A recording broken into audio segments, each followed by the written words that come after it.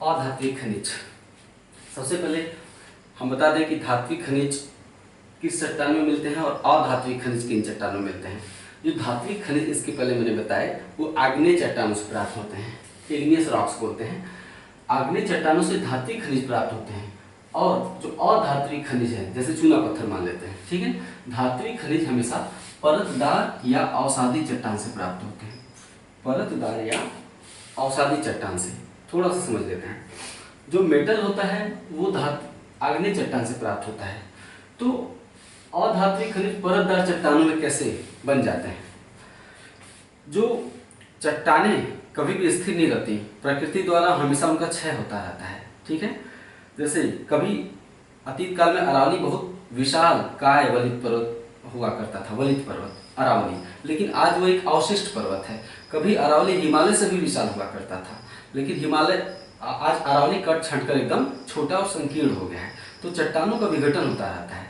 तो आग्नेय चट्टानें कट छंट कर हमेशा बहते रहते हैं, नदी जल द्वारा उन्हें बहा लिया जाता है और बहाकर कहाँ इकट्ठा किया जाता है? समुद्रों में इकट्ठा किया जाता है।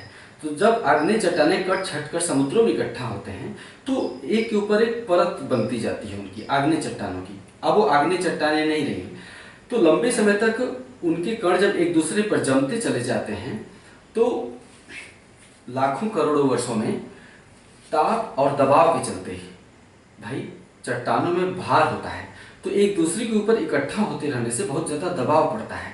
दबाव पड़ता है तो ताप भी पड़ता है, ताप उत्पन्न होता है। तो ताप और दाब के चलते चट्टान बन जाती है लंबे समय काल में, है ना। तो ऐसी चट्टानों को परतदार चट्टान कहते हैं या अवसादी चट्टान कहते हैं। अब जैसे चूना पत्थर अवसादी चट्टानों में पाया जाता है, तो सवाल है कि चूना पत्थर बना कैसे? चूना पत्थर बना कैसे? चट्टानें टूट फूट कर समुद्रों में जमा होती रही। समुद्रों में जो जीव होते हैं वो एक समय बाद उनकी मृत्यु हो जाती है। जब जीवों की मृत्यु हो जाती है तो उनके अस्थि पंजर यानी कंकाल यानी हड्डियां समुद्रों में पड़ी रहती हैं। तो चट्टानों के एक परत दर परत जो चट्टानों का निर्माण होता है उसी में समुद्रों के जीवों की हड्डियां हैं दबती चली जाती हैं, ठीक है। तो लंबे समय काल में चट्टानों को जो ताप और दबाव होता है ना, हड्डियों को उनकी संरचना में परिवर्तन कर देता है, ठीक है। तो क्या बन जाता है? चूना पत्थर बन जाता है। चूना जब हम पानी में डालते हैं तो बहुत ज़्यादा उसमें से गर्मी निकलती है। चूना जब हम पानी में डालते हैं तो बहुत ज़्यादा ऊर्जा निकलती है। और जीव क्या है? जीव भी तो एक ऊर्जा का ही एक स्रोत है। हम मछली क्यों खाते हैं? क्योंकि हमें उससे ऊर्जा मिलती है। तो जीवों की हड्डियों में भी ऊर्जा संचित रहती है। जब लंबे समय काल में वो चूना पत्थर में तब्दील हो जाता है तो जब हम उसे पानी में डालते हैं, उसका विघटन करते हैं, तो उसमें से ऊष्मा मुक्त होती है, ऊर्जा के रूप में ऊष्मा मुक्त होती है ना। तो यही कारण है कि चूना पत्थर जब हम पानी में डालते हैं तो उबलने लगता है बिल्कुल पानी। तो जो अधात्विक खनिज है, चूना, जिप्सम वगैरह परतदार चट्टानों में पाया जाता है, ठीक है। अधात्विक खनिज है क्या? हीरा भी एक पत्थर है, तो अधात्विक खनिज हो गया हीरा, अभ्र, चूना पत्थर, जिप्सम, एस्बेस्टस, डोलोमाइट, काइनाइट, सिलिमेनाइट, नमक। याद कर लीजिए, अक्सर 4 ऑप्शन दे दिए जाएंगे, पूछा जाएगा कि निम्नलिखित में से कौन सी अधात्विक खनिज है या निम्नलिखित में से कौन सी धात्विक खनिज नहीं है। इस तरह से सवाल पूछ लिया जाता है। तो हीरा, अभ्र, चूना पत्थर, जिप्सम, एस्बेस्टस, डोलोमाइट, काइनाइट, सिलिमेनाइट, नमक, ये सब अधात्विक खनिज हैं। सबसे पहले हीरे के बारे में पढ़ते हैं। हीरा प्रकृति में कार्बन का सबसे शुद्ध रूप है, ठीक है। कार्बन का प्रकृति में कार्बन ऐसा तत्व है जो सबसे ज्यादा बंध बनाता है। प्रत्येक वस्तु परमाणुओं से बनी हुई है, ठीक है, परमाणुओं के संयोजन से बनी हुई है। जो वस्तु जितनी ही मजबूत होती है, इसका मतलब है कि उस वस्तु में परमाणुओं का संयोजन यानी बंध उतना ही मजबूत है, टूटने वाला नहीं है जल्दी, ठीक है। जैसे कि हम चाक लेते हैं, जिससे ब्लैक बोर्ड पर लिखा जाता था चाक से हम लिख क्यों लेते हैं? क्योंकि चाक के जो परमाणु होते हैं उनके बंध आपस में उतने मजबूत नहीं है। जब हम उन्हें ब्लैक बोर्ड पर रगड़ते हैं तो उनके परमाणुओं का बंध टूट जाता है। यही कारण है कि हम चाक से ब्लैक बोर्ड पर, ये तो व्हाइट बोर्ड है, हम ब्लैक बोर्ड की बात कर रहे हैं, चाक से हम ब्लैक बोर्ड पर लिख पाते हैं। क्यों? क्योंकि चाक के परमाणु का बंध कमजोर होने के चलते वो सरकते चले जाते हैं, सरकते जाते हैं तो हम उसे लिखने में सक्षम हो पाते हैं। तो चाक के परमाणु का बंध कमजोर होता है, लेकिन हीरे में जो कार्बन परमाणु हैं उनका बंध बहुत ही मजबूत होता है।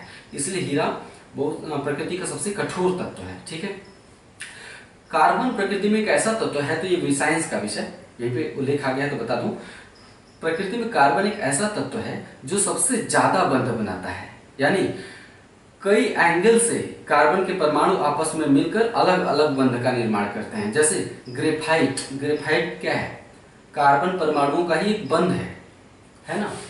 तो ग्रेफाइट भी कार्बन से बना है, हीरा भी कार्बन से बना है।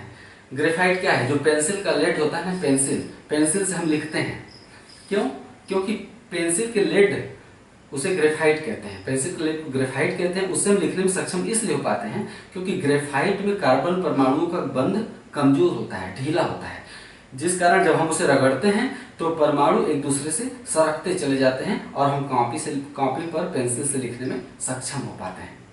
तो यानी ग्रेफाइट में कार्बन परमाणुओं का बंध कमजोर होता है, हीरे में बहुत ही मजबूत होता है।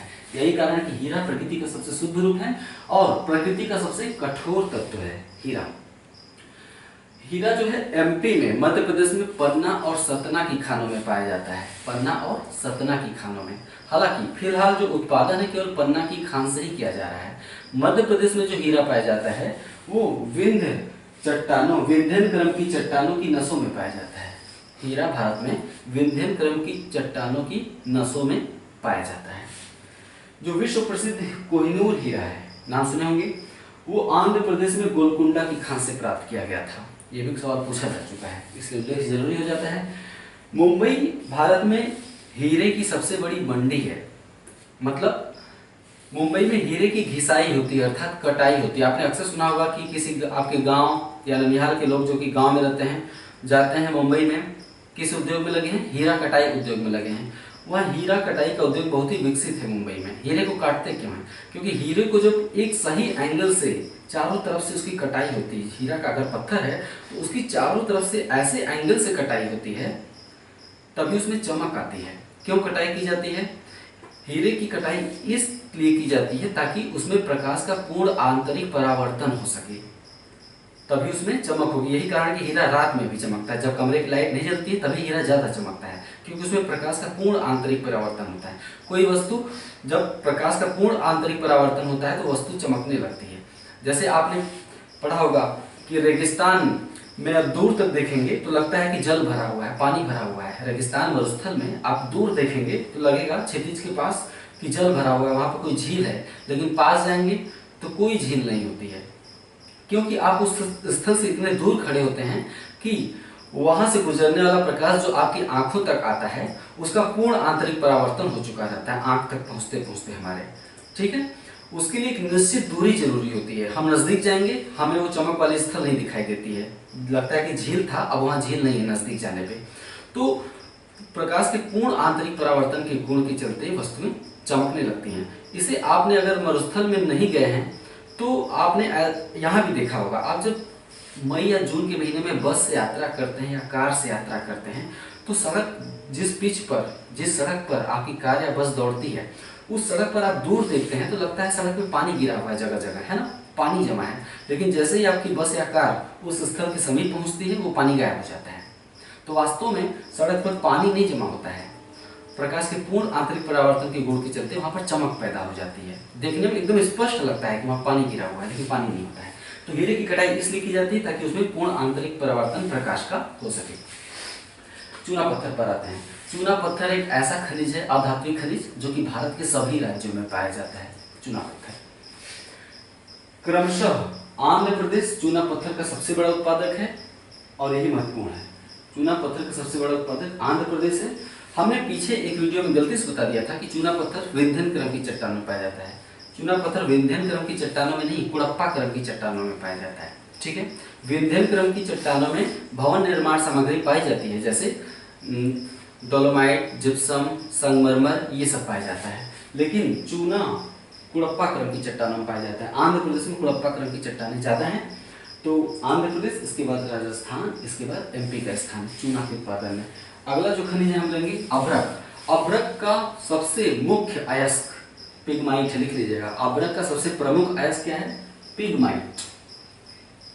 इसके अलावा अभ्रक के अन्य अयस्क भी हैं, जैसे मस्कोवाइट, बायोटाइट, फ्लोगोवाइट। सब में वाइट लगा है, मस्कोवाइट, बायोटाइट, फ्लोगोवाइट।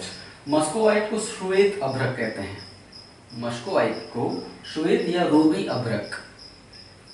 निम्नलिखित में से अभ्रक के किस अयस्क को श्वेत या रूबी अभ्रक कहते हैं? मस्कोवाइट को। बायोटाइट को श्याम अभ्रक और फ्लोगोवाइट को पीत अभ्रक अर्थात पीला अभ्रक कहते हैं, फ्लोगोवाइट को। अभ्रक प्राकृतिक जो अभ्रक होता है, जो धरती के गर्भ से चट्टान खोदकर निकाला जाता है, प्राकृतिक अभ्रक के उत्पादन में भारत का विश्व में 14वां स्थान है। भारत में प्राकृतिक अभ्रक बहुत ज्यादा नहीं पाया जाता है, लेकिन अभ्रक से एक अभ्रक को इंग्लिश में माइका कहते हैं। तो अभ्रक से चादर बनाई जाती है, चादर ओढ़ने वाली नहीं, अब जैसे स्टील की चादर होती है उसी तरह माइका या अभ्रक की चादर बनाई जाती है ना। उसे हम शीट माइका कहते हैं। चादर इसलिए बनाई जाती है ताकि विभिन्न उद्योगों में उसका प्रयोग हो सके, हम उसे भेज सकें वहां पर। तो शीट बना दी जाती है उसकी, अभ्रक की। तो भारत शीट माइका यानी अभ्रक शीट के उत्पादन में भारत का प्रथम स्थान है। प्राकृतिक अभ्रक के उत्पादन में भारत का विश्व में 14वां स्थान है, लेकिन अभ्रक शीट के उत्पादन में, कंफ्यूज मत होइएगा, ये सवाल बार बार अलग तरह से कुछ कंफ्यूज करता है। अभ्रक शीट के उत्पादन में भारत का प्रथम स्थान है। बहुत से लोग जानते हैं, पढ़ते हैं, उन्हें ये पता होता है, अक्सर देखा हूं कि अभ्रक उत्पादन में भारत का प्रथम स्थान है। अभ्रक उत्पादन में भारत का प्रथम स्थान नहीं है, अभ्रक शीट के उत्पादन में भारत का प्रथम स्थान है। 50% शीट माइका अर्थात अभ्रक शीट, 50% शीट माइका भारत में राजस्थान राज्य में पैदा, झारखंड राज्य में, भारत में झारखंड राज्य देश का 50% शीट माइका पैदा करता है, कारखानों में पैदा होता है। अभ्रक का उपयोग क्या है? अभ्रक विद्युत का कुचालक है, अच्छा कुचालक है, इसलिए इसका उपयोग विद्युत सामान को बनाने में किया जाता है। विद्युत सामान में कई जगह ऐसी जरूरत पड़ती है कि वहां दो तारे आपस में टच न हो सके, तो दो तारों को टच होने से बचाने के लिए उन तारों को अभ्रक से घेर दिया जाता है। जैसे आप खंभा देखते हैं बिजली का, बिजली के खंभे में, खंभे से थोड़ी दूर पर, बिजली के तारों में खंभे से थोड़ी दूर पर गोल गोल छल्ले लगे रहते हैं, वो गोल छल्ले अभ्रक होते हैं। इसी तरह से आप रेडियो, ट्रांजिस्टर या फिर टेलीविजन का पीछे का हिस्सा जब खोलते हैं तो उसमें प्लेट होती है, प्लेट में पतली पतली तारें होती हैं, उन तारों पे रंग बिरंगे गोल गोल छल्ले लगे होते हैं। नोटिस किया होगा, ट्रांजिस्टर में पीछे जो प्लेट होती है, प्लेट में तमाम तारें गुजरी होती हैं, विद्युत परिपथ होता है, उसमें गोल गोल छल्ले लगे होते हैं। वो गोल गोल छल्ले क्या होते हैं? अभ्रक होते हैं। तो उपयोग विद्युतीय सामान बनाने में होता है अभ्रक का। जिप्सम, जिप्सम का दो महत्वपूर्ण उपयोग है, जिप्सम का उपयोग हमेशा पूछता है। सीमेंट बनाने में जिप्सम का उपयोग होता है और उर्वरक यानी खाद बनाने में, फर्टिलाइजर बनाने में और सीमेंट बनाने में जिप्सम के दो ही प्रमुख उपयोग हैं, इसे याद कर लीजिएगा, सीमेंट बनाने में और उर्वरक निर्माण में। हमारे देश में 99% जिप्सम उत्पादन राजस्थान राज्य में होता है। कह सकते हैं कि हमारे देश में जिप्सम कहाँ मिलता है? केवल और केवल राजस्थान में मिलता है। और राजस्थान में भी हनुमानगढ़ जिला, राजस्थान में भी हनुमानगढ़ जिला जिप्सम उत्पादन के लिए प्रसिद्ध है, अर्थात राजस्थान का भी सबसे ज्यादा से ज्यादा जिप्सम राजस्थान में हनुमानगढ़ जिला में पाया जाता है, पैदा होता है, उत्पादन किया जाता है। स्टीएटाइट अगला खनिज है। स्टीएटाइट को हम सेल खड़ी भी कहते हैं, सेल खड़ी। सिंधु सभ्यता के काल में मोहरें पाई गई हैं खुदाई में, है ना। सप्त सिंधु क्षेत्र में अलग अलग कालीबंगा, हड़प्पा, मोहनजोदड़ो, लोथल जो खुदाई की गई है तो उसमें मोहरें प्राप्त हुई। आप अक्सर पढ़ेंगे कि मोहरें किस वस्तु की बनी थी? सेल खड़ी की बनी हुई थी। तो सेल खड़ी को ही स्टीएटाइट कहते हैं, ठीक है। स्टीएटाइट या सेल खड़ी के उत्पादन में भी राजस्थान प्रथम स्थान पर, यानी जिप्सम के उत्पादन में राजस्थान और स्टीएटाइट के उत्पादन में भी राजस्थान, या सेल खड़ी के उत्पादन राजस्थान प्रथम स्थान पर है। डोलोमाइट, डोलोमाइट चूना पत्थर की तरह ही होता है काफी हद तक। डोलोमाइट उत्पादन में उड़ीसा प्रथम स्थान पर है। इतना ही जानना है डोलोमाइट के बारे में। डोलोमाइट के बारे में दूसरी जानने वाली बात यह है कि डोलोमाइट एक ऐसा खनिज है जो कभी कभी रंगहीन होता है, कभी कभी गुलाबी रंग का भी होता है, भूरा रंग का भी होता है, लेकिन कभी कभी डोलोमाइट रंगहीन धातु के रूप में होता है, यानी उसमें पानी की तरह कोई रंग नहीं होता है डोलोमाइट में। लिख लीजिएगा, पूछा जा सकता है निम्नलिखित में से कौन सा खनिज, अधात्विक या धात्विक खनिज रंगहीन रूप में कभी कभी पाया जाता है? डोलोमाइट। नमक भी एक अधात्विक खनिज है, लवण। भारत में 60% समुद्री नमक का उत्पादन गुजरात राज्य में होता है। गुजरात राज्य में तट पर समुद्र है ना, तो हमारे देश में जो समुद्री नमक उत्पादन होता है उसका 60% भाग गुजरात राज्य में पैदा होता है। गांधी जी नमक कानून तोड़ा था ना उस जमाने में भी डांडी में जाकर, तो 60% नमक जो है गुजरात में, और हमारे देश का जो 10% नमक है राजस्थान राज्य की झीलों से प्राप्त होता है। राजस्थान राज्य में कई लवणीय झीलें हैं, नमकीन झीलें हैं, खारी झीलें हैं। नाम है सांभर, लूनकरसर, डीडवाना, पंचभद्रा। ये राजस्थान की खारी पानी की झीलें हैं। यही कारण है कि राजस्थान इन झीलों से देश का 10% नमक पैदा करता है। ये हो गया अधात्विक खनिज। इसे आप अच्छे से नोट करते हुए चलिए, पढ़ते हुए चलिए, रिपीट करते हुए चलिए। इस तरह से रिपीट करते हुए डेली का डेली चलिए कि जब एग्जाम आ जाए तो अचानक से बहुत ज़्यादा लोड सिर पर ना पड़े, है ना। भूगोल को इस तरह पढ़ते हुए दोहराते तिहराते हुए चलिए कि जब एग्जाम पास में आए तो भूगोल में आप बिल्कुल कॉन्फिडेंट लगे, है ना। भूगोल एक विशाल विषय है। भूगोल पर कंट्रोल हो जाने का मतलब, भूगोल को मुट्ठी में कर लेने का मतलब आधा जीएस को मुट्ठी में कर लेना है। भूगोल पर आप कंट्रोल करके देखिए, प्रश्न पत्र सिर्फ भूगोल के बल पर आप कितना बढ़िया से हल करते हैं। भूगोल बहुत ही बड़ी भूमिका निभाता है। भूगोल को गंभीरता से लीजिए जब तक चल रहा है, तो इस तरह से इस पे नोट्स बनाते हुए चलिए। शीघ्र ही वेबसाइट डालने वाला हूँ, उसमें मैं भूगोल के सारे नोट्स बारी बारी धीरे धीरे करके अब इकट्ठा, ठीक है। सोने के अंडे देने वाली मुर्गी को इकट्ठा मत काटिए, धीरे धीरे, एक अंडा डेली तो 2-2 चैप्टर, 3-3 चैप्टर धीरे धीरे बढ़ते रहेंगे, है ना। तो वैसे भी आप इकट्ठा नोट लेके करेंगे क्या, ये नुकसानदायक भी होता है। अच्छा, आप अपने जीवन में ध्यान दीजिए, हम इकट्ठा अगर बाजार से कभी नोट खरीद के लेके चले आए हैं, क्या हमने उसे पढ़ा है?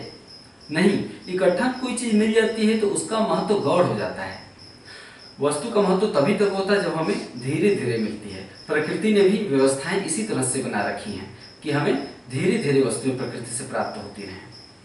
इसी तरह से आप मार्केट से नोट्स खरीद के लाते हैं इतना सारा, क्या वो पढ़ लेते हैं आप सारा? इकट्ठा मिल जाने से आप और लापरवाह हो जाते हैं कि अरे अब तो इकट्ठा पड़ा हुआ अलमारी में पड़ा रहने दो। परिणाम ये होता है 6 महीने साल भर बीत जाते हैं, उसका एक पन्ना भी कई बार नहीं पलट पाते हैं हम लोग।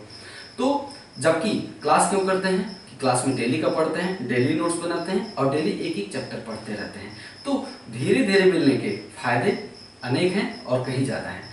तो वेबसाइट पर भी धीरे धीरे चैप्टर अपलोड होते रहेंगे, उन्हें पढ़ते जाइए। अभी आप पढ़ रहे हैं, नए लड़के भी आएंगे। सबको मेरी शुभकामनाएं। नमस्कार।